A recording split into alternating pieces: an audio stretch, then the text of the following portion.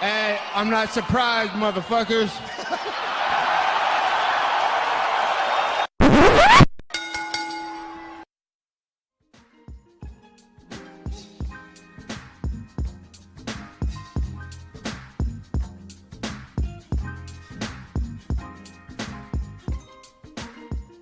What's up, guys? Welcome to the Courtside Soundoff podcast. I'm Josh Shevenoff. He's Angel Ortega. We've got a lot of stuff to talk about today. UFC, boxing, NBA. Before we get into that, I'm going to talk about Amazon. Amazon is an online store today and has reviews of when games, books, movies. It's all at Amazon.com. By the link of the pod page page helps support the podcast. Like support us, if you get something right, if you get something you want, buy the link. It helps us help yourself as well. Okay. Off the top, UFC 243 went down from Australia this past Saturday. I'll be honest, I did not see the main event at the time due to some other stuff going on. However, I did watch it back, and I'm sure you guys heard the news. Israel Adesanya is your new middleweight champion of the world. A lot of people saying dominating performance. I don't want to call it a dominating performance, but it was a back and forth first round. In fact, I'd say Whittaker was winning the first round until he got hit with that left hook that dropped him. And that was the last second of the round. Got saved by the bell. He was hurt bad. And then he goes into the second round. It's kind of back and forth again, and Whittaker was tagging him, but just Adesanya has a ridiculous chin. We saw that in the Gastelum fight. And he did the same thing, hit him with the left hook again, pull back left, and knocked him down again. This time, that was it. Stepped in at 3:33 of the second round. Israel Adesanya, the former interim champion, now the unified champion. Listen, man, I'm not sure what more you can say about this kid. This kid, he's been in the UFC for a year and a half, and he's fought 6 times, and he's now the champion. Beat I want to say a long-time reigning champion, but he's been champion for 2 years. A guy who beat Yoel Romero twice, a guy who dominated Jacare, and he just made it look pretty much effortless. In hindsight, this kind of should have been a fight that we expected because of Whittaker's fighting style. He's kind of a wild guy. He does a lot of unique stuff, and Adesanya he picked him apart at times, and he found the openings, and that's all he needed, man. Co-main event. Similar story of domination. Adesanya's teammate, Dan Hooker of New Zealand, facing Ally Quinta, real estate. Ally Quinta, he declined that home, he declined the home and gave him an ass whooping instead, and complete domination. 30-27, 30-27, 30-26. Knocked him down in the first, hurt him in the second. Al did pretty decent in the third, and honestly, at times, he was getting better at the exchanges. But Hooker is so big for 155, which makes it crazier that he was ever a featherweight. He was just so big, and he was so long, and he was beating them all up, man. Full credit to Dan Hooker. An amazing performance, and now he's breaking into the top 10, and he's won 6 of his last 7. The kid's got a lot of talent. Angel, did you see any of 243, and what were your thoughts, specifically on the main event? Dude, okay, so I did get to see the main event. I was happy I got here on time to catch that. If not, I would have been heartbroken. I got here early enough to see some, I think around the time I got home, I think Tai Tuivasa was about to start. And I was like, something? Let me check if boxing's going on. So I pulled up boxing on the side, UFC on the side. So I tried to go back and forth. Ended up not getting to pay too much attention either or. But once the main event came on for the UFC, that's when I kind of sat down, took full attention to that, paid attention to that, and overall, man, I was impressed. At first, they were both getting tagged the fuck up. I felt like you said, it felt like it was a little, not a dominating performance like some people have been saying. I thought it was going a little back and forth. He was hitting him, he was hitting back and forth. And the boxing skills, man, I know Israel obviously the kickboxing, but then that, just the raw boxing skills were insane, man. Just his defense, some of the head movement just impressed me so much. I was like, damn, that's actually really, really good. Because there was multiple times where he just moved out of the way and hit him back. Like he moved and hit, just really good defensive, boxing at its finest. So I thought that was really nice to see. That was the first time I ever like really sat down and like analyzed someone like that. And he just had really solid boxing, and obviously it's from his kickboxing, and it was just insane to me because I hadn't seen anybody in the UFC like where it was that clean, at least that noticeably clean for me and that good. And finally, I had a friend tell me, he's like, finally we have a champion in the UFC who's not a grappler. I mean, I'm sure there's more. I know there's more, obviously, but he, at least for the men, that's what he said. Obviously, we have others who aren't grapplers, but he felt like, at least for him and his choice of people who likes to watch, there isn't grapplers anymore. Well, Nate doesn't know shit about fighting, so. Well, Nate just got called out. It's true, though. Max Holloway's not a grappler. Henry Cejudo is a champion wrestler, but he's been using his striking. Stipe Miocic has not used his grappling, like, in his last couple fights. Like, come on. I think the only reason he really gets offended about it is because of Khabib, and hasn't Usman not even really used his grappling like in the last fight? Like he's actually he's been on his feet like quite a bit. Yeah, Usman does use his grappling sometimes, but like it's all situation. It's pretty situational, yeah. So there you go, Nate. You just got called out on the podcast. If you're listening to this, hi Nate. Hi Nate. But yeah, it's dope. We didn't predict. We both didn't predict this. I wanted to. But for some reason, I had like a lot of faith in Robert, which I'm perfectly fine with. I'm not unsatisfied with the outcome. I'll tell you that. Yeah, I mean, like I was back and forth on it the whole time. Like, I was too. Thing. Yeah. I was too. But I was like, something. I'm just gonna play it safe. I'm not gonna go wild with my predictions this week. And it didn't end up paying out. And something, and the betting odds were dead even, weren't they? I think, or I know someone. Whittaker was a small underdog by the time they close, like very small. Okay. Well, next challenge is Paulo, right? That's what it's looking like. Yeah, it's gonna be Paulo Costa. That's what it's looking like. They're both talking afterwards. That was gonna be a banger. I'm gonna have to write another entry in his death note for a couple months from now. Dude, we have a UFC champion who referenced Death Note. Like, I'm living for it, man. We do, and I didn't expect that. Like, at first I was, like, I reacted to it in the moment. I was like, oh shit, like, I don't know at all what was going on.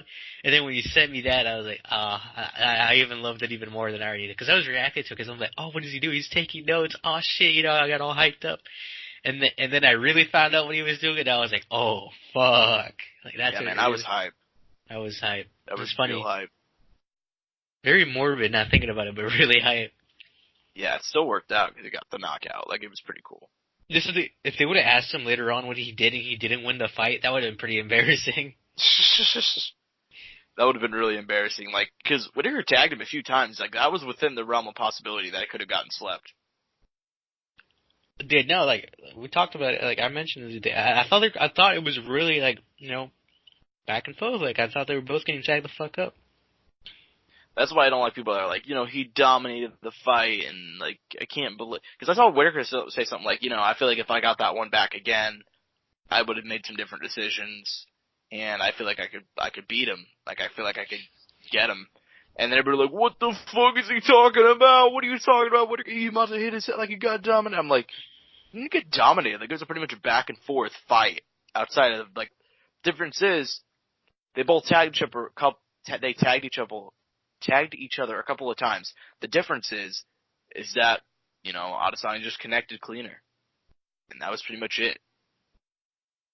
Facts. But hey man, all I know is those like top 4 guys, right? Are all gonna meet at some point. And those are all entertaining fights, right? Yeah, top 4, yeah. Yeah, Robert, Yoel, Paulo, and Israel. Like, I know they're all at some point, one's gonna fight the other, or some way it's gonna work out. I mean, some of them have already obviously fought each other, but you know what I mean. Yeah. But that's amazing. I think any of those 4 guys fighting each other at some point is a good-ass fight. So I'm hyped about that. I'm hyped about that whole weight class, because that shit's really exciting. There's guys on the come up in that weight class too, right? So, like, as it is, that whole middleweight class is on a pretty good, like, stable, I guess not stable, but in a good point where there's competitiveness all around. I guess that's the right way to put it. So, yeah. I think that wraps that, right? yeah, like, but real quick, I want to say, like, middleweight is ridiculous, man. You got Whitaker, Costa, Adesanya, obviously, Romero, Cannonier. That is a ridiculous, like, top 5 right there. Kelvin, I completely forgot about Kelvin too. Oh, yeah, and Kelvin. And Darren Till's coming up. And the return of Uriah Hall to his greatness. Uriah Hall, he's in the top 10 now. Yeah, so there you go. So overall, man, it's looking pretty good there. So no matter what, if any of those top guys are there fight each other, it'd be a good ass fight. So that's hype. Yeah, that's real hype. But I guess that's kind of to move on to, I guess, the relevant stuff. The more relevant news coming out, there's a bunch of MMA news, I guess, to get into. Because there's a card this weekend. If you guys don't know, I'm not sure when to upload this. I might put it off and, like, delay it until Friday. But I might just upload it today. You don't know. Anyways, so as of right now, UFC Tampa going down Saturday night from Tampa, Florida. And here's the thing, Joanna Jędrzejczyk versus Michelle Waterson was projected to be the main event. But if you're hearing this now, you probably already know, and you guys probably know more than we do, but Joanna Jędrzejczyk versus Michelle Waterson is off. It's almost definitely off.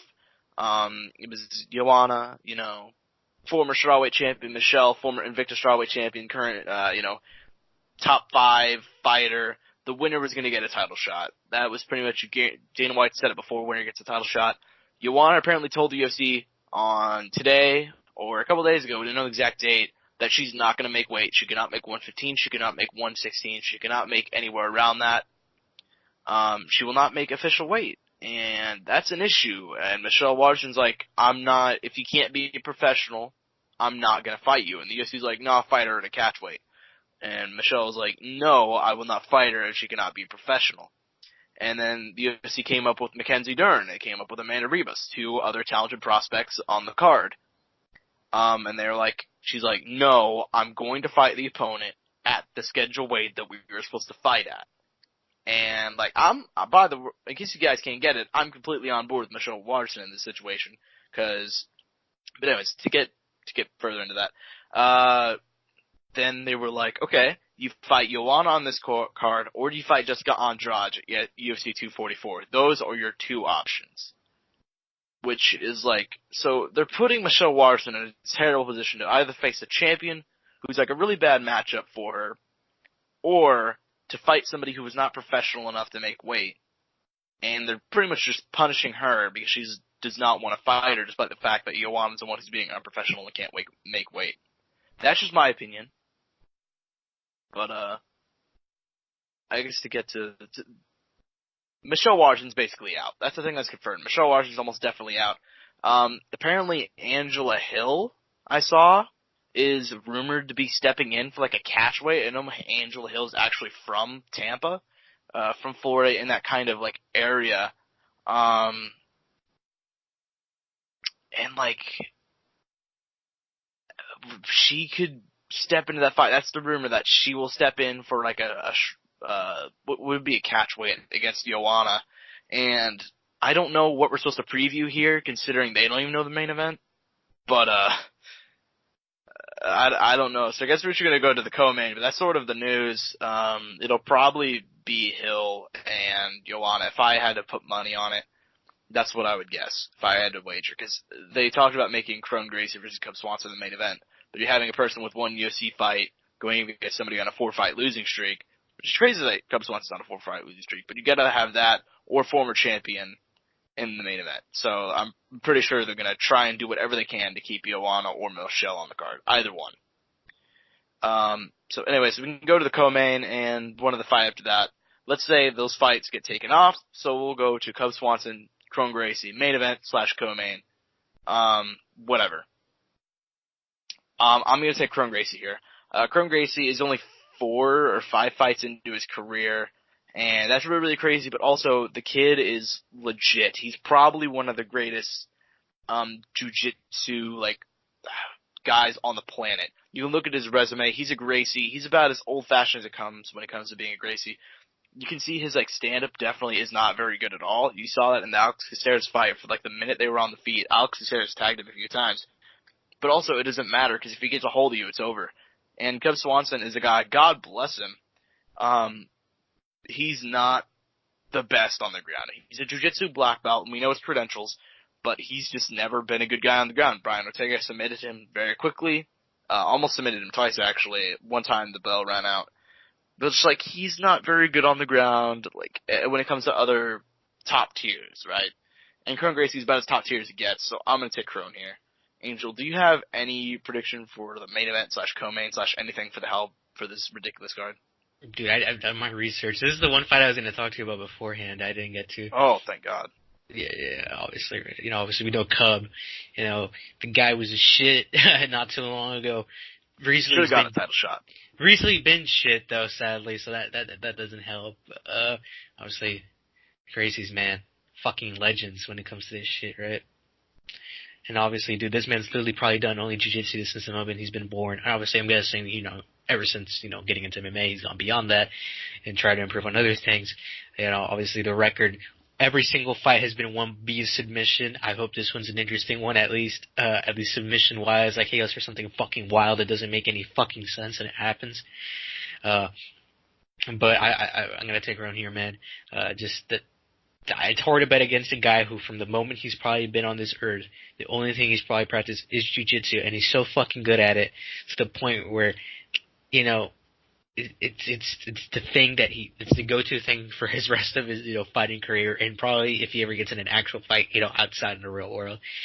Credit to Cub for, obviously advancing throughout his career and improving and all those things, but like you said, it hasn't been that good for him.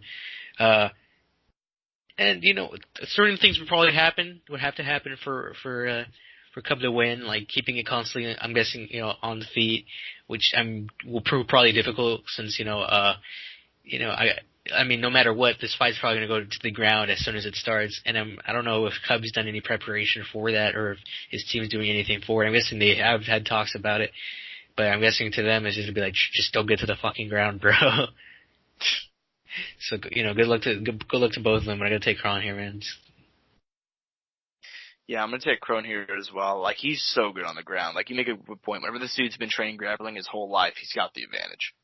Cub Alonso's decent on the ground. Like, he can do some stuff. He's very trickery on the ground. He fuck us up. 100%, but that doesn't mean a whole lot. It doesn't mean a whole lot, no. Anyways. So, I guess the other fight that I want to talk, this is a surprisingly deep card to talk about. There's a lot of good fights on here. Marlon Vera is taking on Andre Ewell, and that's an awesome fight. That's a banger on the prelims. Nico Price, James Vick is another banger of a fight. Matt Frevola, Luis Pena, aka Violent Bob Ross, is one of the greatest lightweight prospects fights you could put together. Eric Anders, Gerald Michart, decent middleweights. But the fight I want to talk about is the fight that, also, honorable mention, Deiveson Figueroa versus Tim Elliott, 2 top 5 flyweights. Honorable mention fight that I want to talk about is, Mackenzie Dern, who, in my opinion, is one of the greatest prospects out there. And I understand she's had a rocky UFC road.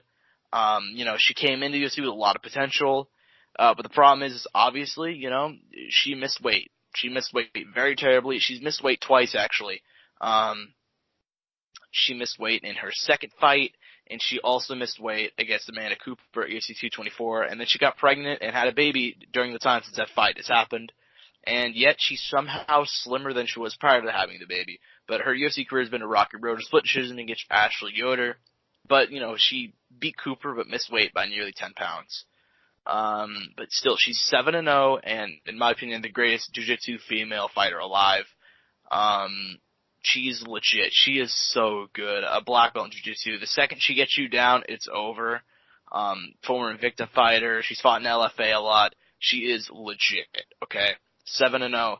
Amanda Ribas, pretty decent fighter herself. 7-1 Brazilian.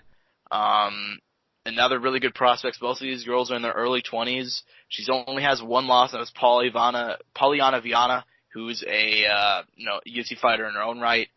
And she had one fight in the UFC so far, and dominating win over Emily Whitmire.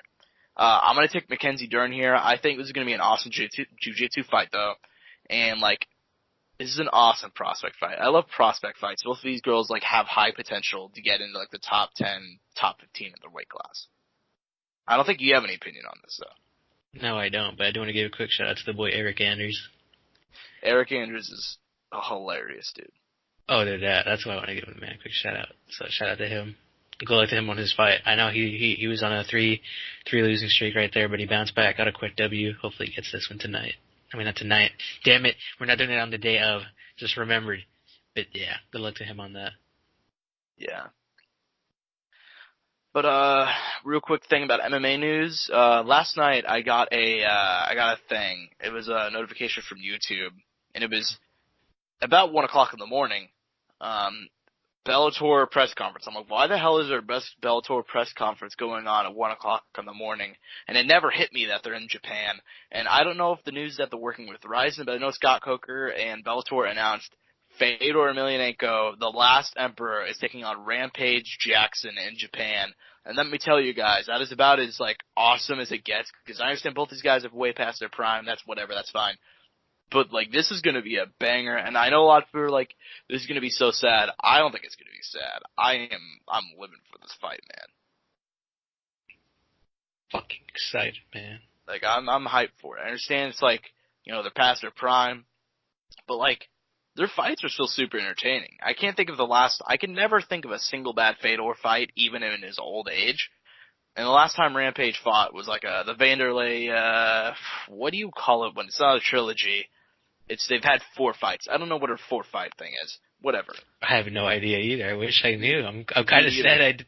I'm kind of sad I don't know now. Yeah, but he fought Vanderlei for the 4th time, and that fight was honestly a banger. And he beat him in the 2nd round via TKO. That was an awesome fight and an awesome rivalry. I can watch those guys fight 1,000 times. But for their own sake, I prefer if they didn't. But anyway, so Rampage, Fedor. That's some quick news that I want to talk about that I think is pretty cool. We don't really talk about Bellator on this podcast a lot. That's just more or less due to my forgetfulness. But yeah, so I want to talk about that. So shout out to Bellator. Yeah, can't confirm it is Bellator X Horizon. I found it just to confirm. Right. Yeah, it's gonna be New Year's Eve. Exciting stuff. That's pretty dope. I love these New Year's Eve cards that Ryzen does. Hopefully it's packed, man. Hopefully it gets a lot of attention. Yeah, I'm sure it will. They always sell out the big arenas they do over there in Japan. I'm guessing they haven't announced who they might have on the undercard, right? I'm guessing they haven't. No, but I'm sure they're going to have all the Ryzen staples. Oh, okay. Koji Horiguchi, I'm sure, will be on there. Is anybody going to come out of retirement? No. Crow Cop. Fuck it. No, the brain he literally can't because he has the brain stuff, but, like, I don't know, man. Hopefully they make an exciting card, at least put some interesting names for people who are in the know, will be entertained during the watching, for people who don't know. Overall, though, it's fucking cool. Shout out to Rampage, though. Hopefully he doesn't hump any interviewers, because you know how today is. We have we got boxers kissing people who are interviewing, and they're getting in trouble because of that. Let alone humping someone who's interviewing them. Exactly. So yeah, Rampage, stay safe, my friend. Stay safe. But we can move on real quick to the world of basketball, and it's very, very small, but we have NBA preseason going on. This is named the Courtside Soundoff, but we haven't really had a whole lot to talk about in the world of basketball. However, biggest news, one of the most iconic shots in preseason history, in NBA, in world history, one of the biggest events, Ben Simmons, as we all know, Philadelphia 76er. Amazing point guard on the rise. He can't hit threes. I'm not sure if you guys know that, but he cannot hit threes. He's never hit a three. Despite being a 2-time All-Star, I believe, Rookie of the Year, he's never hit a three until now. He hit his first three of his career preseason against some team from China, I believe. And it happened. And I was here for it. Like, this is a major world event that we're a part of, you know what I mean? Where people are like, where were you whenever this happened? Angel, where were you whenever you saw that Ben Simmons hit the first three of his career? Honestly, I was just probably sitting in my room like an idiot, not doing anything. That's not nearly as fun as I thought it would be. That's it. That's probably what I was doing.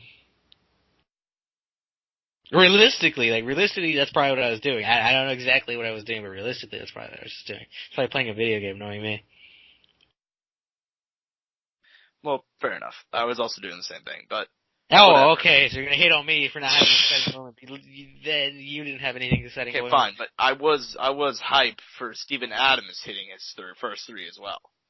I did see that. I was on my phone seeing that. So there you go. I was living for that one too, because like Steven Adams, if you guys don't know, that man, he's probably had the range because he can hit some deep shots, hit some deep twos.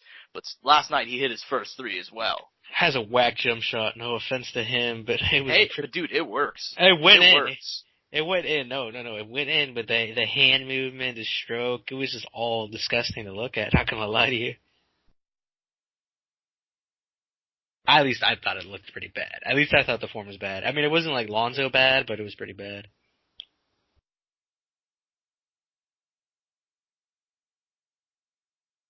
To be honest, I probably have a better stroke than that. No, I'm just kidding. My three is pretty bad. My three form is pretty bad. Hopefully, I can go out there to the rec center and improve on that. Too bad it's not like 2K where I can just constantly go to the rec center and improve my 3-pointer or buy some BC to improve it. But credit where credit's due, man. He made a 3 in the NBA. Well, in an NBA preseason game, as rewarding as you want that to be. Or as rewarding as that can get. Yeah, hey man, he could say that he hit a three, so that's a positive. In the NBA. In the NBA. Because anybody can hit a three, probably like at the rec center. I can hit a three. Well, to be honest, if you really wanted to, anybody could go out to their local, basketball court and hit a three. But he hit it in the NBA. That's the difference. Even if it is preseason. Well, yeah, but still. That's pretty much all we got for basketball. Not a whole lot has happened. Well, a couple preseason games. I mean, they've been good. I'm surprised they played like their starting team. Like a lot of teams that play their starting team and not like maybe like one or two other starters and then like the rest is the bench. There were a bunch of G League guys. You know what I mean? Yeah. Like surprisingly, like, at least from what I've seen, every team's kind of like played like they're for the most part the legitimate lineup they had. Like LeBron played, AD played, like the whole team played for that. Like I didn't think LeBron or AD would probably play for their preseason game, but they did. The one that didn't go down, the Mavericks didn't play Luka or Porzingis, if I remember right. So that was like one of the few teams that didn't like play like what would be their starting team. And then and the Rockets actually played. I'm pretty sure they played both. They played both Harden and Westbrook, and they lost the Toronto Raptors, which I was actually quite surprised about. But hey, man, shit happens, right? And it's just preseason, so it's no big deal. It's only preseason. And then the Pelicans, the young Pelicans look good out there. I got to see a good bit of highlights from that game. That shit was entertaining to watch. I saw Zion already poster some men. So there you go, guys. Zion is legit. Hasn't played an actual season game, but he's already looking legit. Lonzo looked good. Shout out to Lonzo.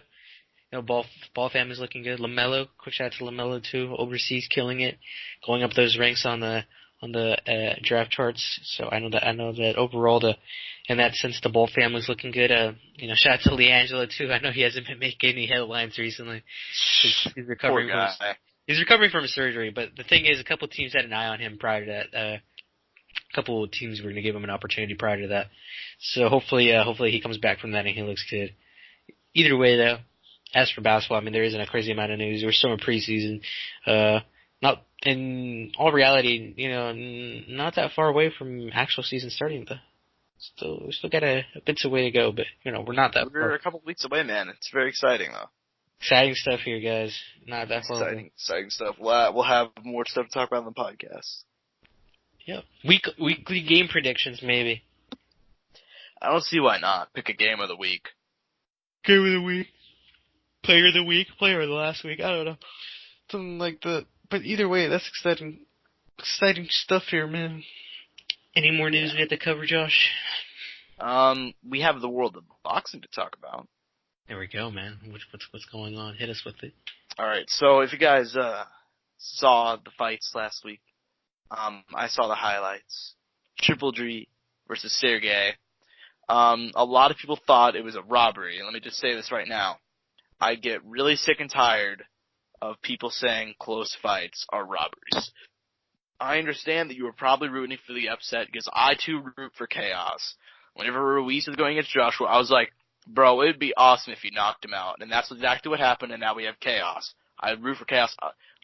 Dude, I love watching Tyson Fury. Tyson Fury's set for a WWE match that I'm gonna watch, bro. I love Tyson Fury. I saw that shit. Whenever Otto Wallin hit him with that right hook, and he opened his eye up, which probably, okay, if we're being fair here, if Otto Wallin got hit with that shot, would have been stopped. But whatever. I was rooting for that chaos right there, dude. But here's the thing. Whenever a fight's close, and the results could go either way, and it goes one side, and it's not even like the scorecards were off. They gave him, 114, 112, I think. Don't quote me on that. 114, 113, whatever. The knockdown affected. It's not exact scorecards, but they gave him 114. Whenever it's that close, it's not a robbery. It's one thing if it's like Canelo versus Triple G, where somebody gave it 118, 110 Canelo. It's not like, Tyson Fury and Wilder, where somebody gave Wilder like 8 rounds. Dude, no. The other one is, Andy Ruiz and Joshua fight. If that shit went to the scorecard, Joshua would have won. I think that's what would have been. Oh yeah, he was up on 2 of the 3 scorecards. Even though this man got knocked down multiple 4 times. Yeah, and there should have been multiple 10-8 rounds just because of that. It's not like Roy Jones at the Olympics, okay? There's a lot of shit, man.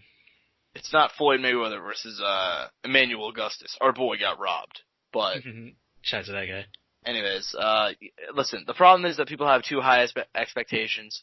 So that way, when somebody doesn't dominate, they're like, "Oh man, it was a robbery, or this happened, or it was bullshit, or what?" And like, listen, it was close, and I can see your argument if you thought Dibirchenko won. I thought Triple G edged it out, but I wasn't exactly sitting over there like, "Oh, well, he got robbed. That's a shame. That's really upsetting." No, it was a close fight, and close fights happen in the world of boxing. Close fights happen in MMA, boxing. It happens. Dude, we might have to buy DAZN and do like a fight analysis, like live. Like we might have to like load up screen, side by side, watch it live, and do a whole podcast on that. That'd be fun. I mean, what did you think? Did you think Triple G won?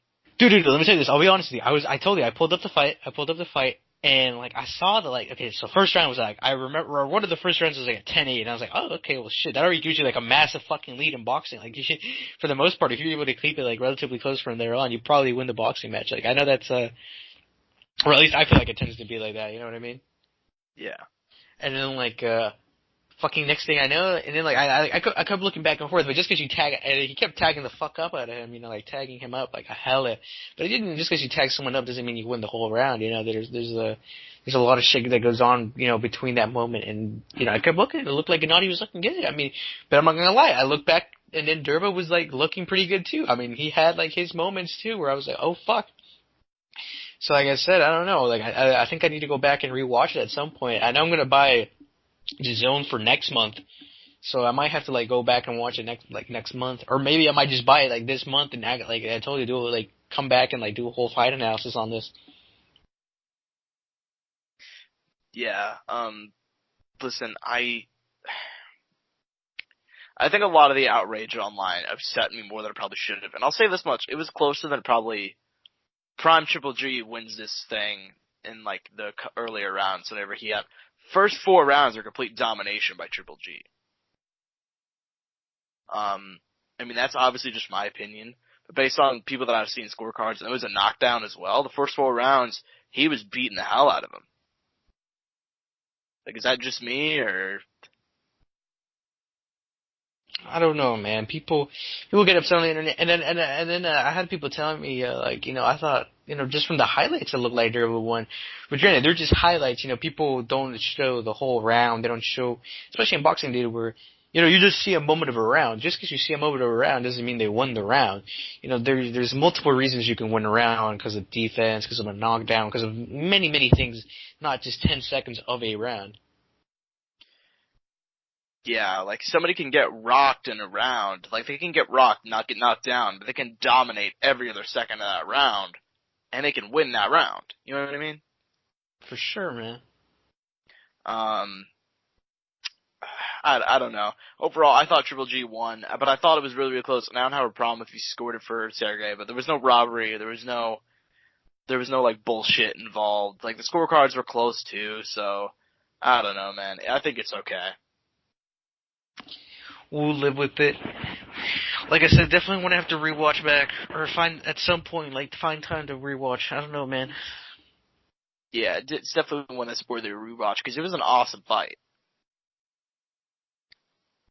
It looked good, dude. Just the highlights look good too. Maybe I don't know, but you could just go to the YouTube comments on that on the zone highlight video and just see many people just giving hate. Yeah, people just get mad. People will like to be mad though. Facts. People will be mad because they just want to be mad. That's just the reality of life, and especially on the internet, people love to play contrarian all the time. They love to hate on anything that's generally popular or like you know what I mean.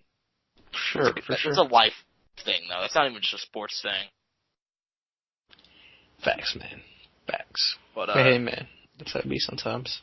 That's how it be. You know what? Like, is complete and utter just disappointment. So I talked for a long time about how Tyrone Spong had a legitimate chance, how he had the potential, how he had the tenacity, how his power could have played a big role. I remember whenever USYK versus Spong got announced, I think I spent 10 minutes alone talking about Spong's credentials in kickboxing and K1 and glory and how he was he has so much power and how he can, he has a chance.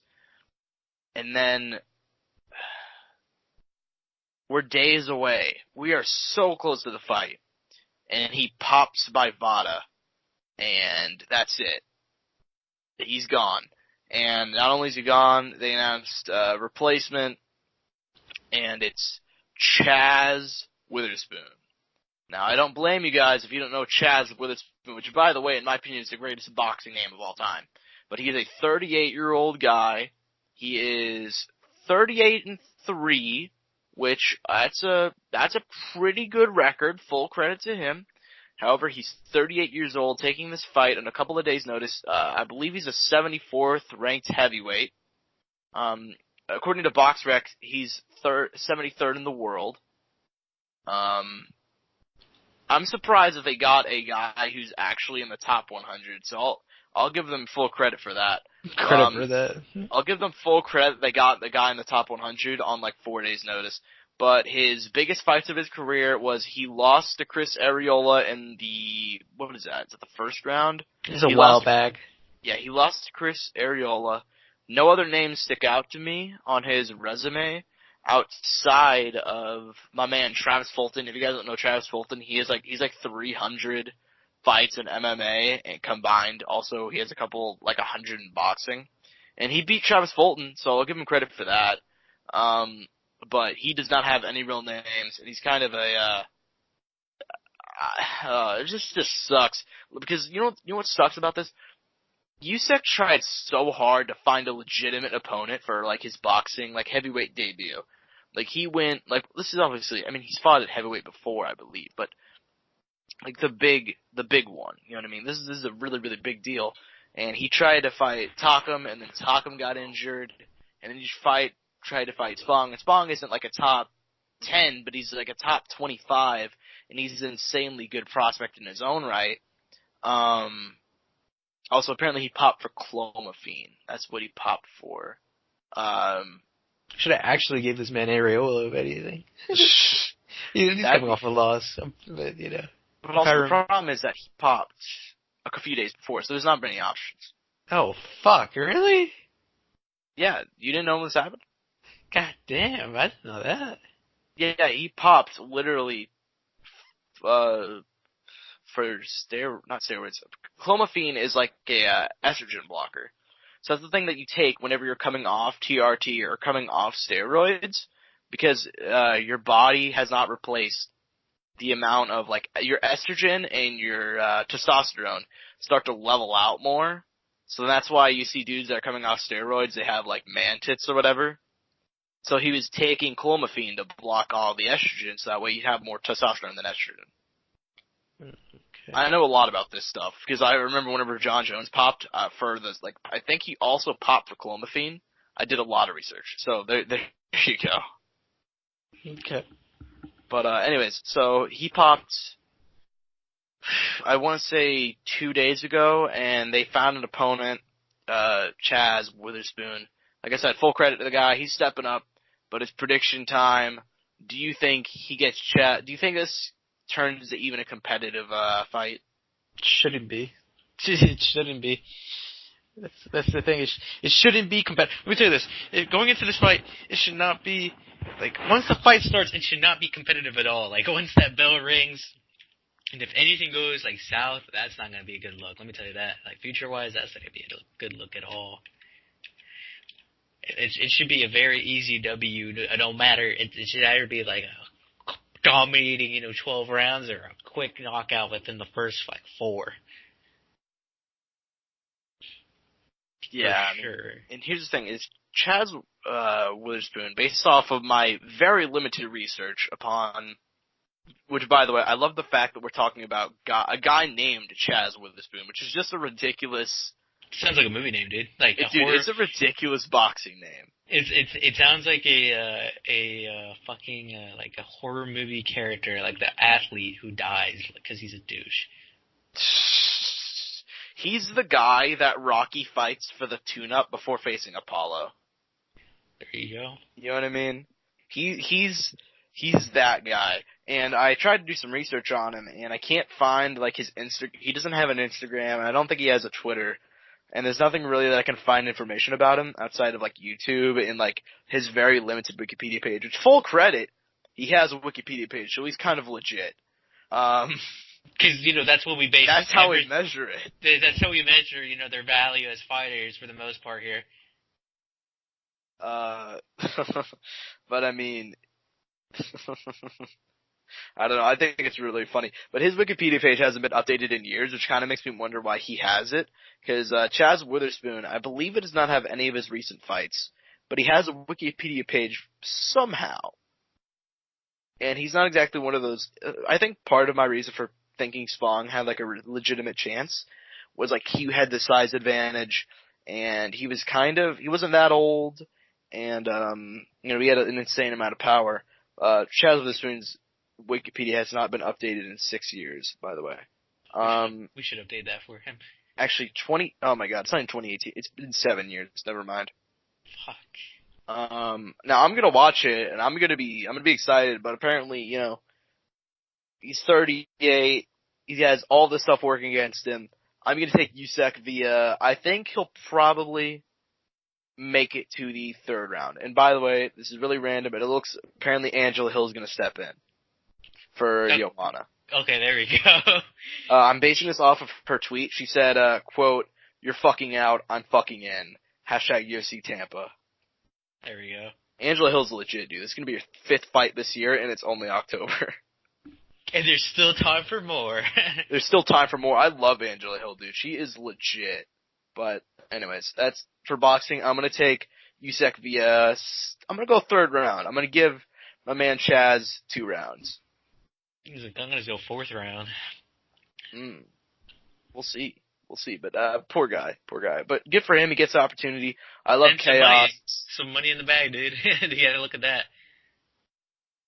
Yeah. I mean, I hope there's chaos, because I would love to see a man of Chazz Witherspoon in the top 5. Oh, that's not gonna happen. But hey, anything's possible. Yeah. No hate here. Anything's possible in this world. Yeah, but I wanted to talk about that. I want to spend some time on that, because I think it's a really interesting situation. So you guys don't know, the way we do this, we kind of like have a little agenda, a little list of stuff to talk about. Something I did not write on the agenda, because I just found out myself. WWE schedules a press conference with Brock Lesnar, Braun Strowman, Tyson Fury, and Cain Velasquez for Friday. And I'm assuming they're trying to go like it's going to be a real event or something. But I think this is really, really funny. So if you guys wanted the Tyson Fury wrestling update, apparently he's going to have a match. And it's looking like it's going to be later this year. That's fuck is up, man? Apparently, they're gonna do an October. They have the deal with Saudi Arabia, and they're gonna do their 4th event, Sweet Saudi Money 4, the Quest for More. On Halloween. To sell, or what are they gonna do? I don't know. I guess okay. So the rumor is that they're gonna try and do Cain Velasquez versus Brock Lesnar on that card, and they're also gonna do Tyson Fury versus Braun Strowman, who's this big guy, because they all want that Saudi payday, my man. Fuck, gotta secure the bag, man. I'll tell you that. Gotta secure the bag. I ain't even mad, bro. A lot of people get mad about that stuff. Dude, I know, listen, you can call me a terrible person, but, if I have that opportunity, because apparently, I think it was Goldberg who had a match in Saudi Arabia in June. The rumor is that apparently he, got, a $2 million payday, or 2.5, for one match. And I'm like, dude, if I'm an old guy who's past my prime looking at that, if I'm Tyson Fury, $2.5 million for, probably 10 minutes of work, 100% I'd do it. I feel that. Same thing for Brock Lesnar, Cain Velasquez, or anybody. I don't feel bad for I don't get mad about that stuff. A lot of people get mad about people doing that and going over to Saudi Arabia. I get mad at companies doing it. I get mad at Matchroom for putting the biggest boxing match of the year over in Saudi Arabia, one of the top 3 in Saudi Arabia. I get mad at that. I don't get mad for wrestlers going over there and doing it. It's a different situation. Facts. Get paid while you can. Gotta secure that bag. Gotta constantly say, man, gotta constantly secure that bag. Listen, man, that's all you can really do. You gotta do it. You gotta secure the bag. It's the one thing in life you gotta do. Facts. We're just spitting facts here for the public, man. Yeah. But yeah, I just saw that get announced. So there's been a lot of news today, just in general. But I guess we got Angel. You got anything else? I feel like I have funny. I wish I had something funny to say. Fuck, the Chiefs lost. Oh well, yeah. The Chiefs lost, and I saw a lot of people talking a lot of shit about the Chiefs losing, and that honestly irritated me because it's not exactly they got dominated. They lost by 6, but it irritated me because they're they shut down the Chiefs offense, and I'm like, okay, here's the thing. You had Byron Pringle as your number 1 wide receiver, and Byron Pringle, God bless him, but he's a man of a chip company, and he would be on the practice squad if we did not have our top 2 wideouts injured. There you go. Tyreek Hill and Sammy Watkins were both injured, and so because of that, you had a guy who's a rookie, and I think you had back-to-back rookies out there. Our wide receivers were Demarcus Robinson, McCole Hardman, and Byron Pringle out there. And 2 of those guys are rookies, and one of them is a second-year guy, and none of them should be even touching the field if Tyreek Hill and Sammy Watkins are healthy. Maybe D-Rob should, but not Hardman and not Pringle. And those were our top guys. And also our offensive line and our defense were injured. It's fine. People can keep on sleeping. Once we get healthy, basically a guaranteed AFC Championship berth. That's just my opinion. That's what the fuck is up, Josh. Thank you for making that statement. So I guess that's kind of all we got then. Thank you guys for listening to Courtside Soundoff. I believe this is episode 32, I believe. But thank you guys for listening as always. At Courtside Sound 1 on Twitter. I'm at Josh Evanoff. He's at Angel_01. And that's all we got. So peace and butt grease. Mouse click.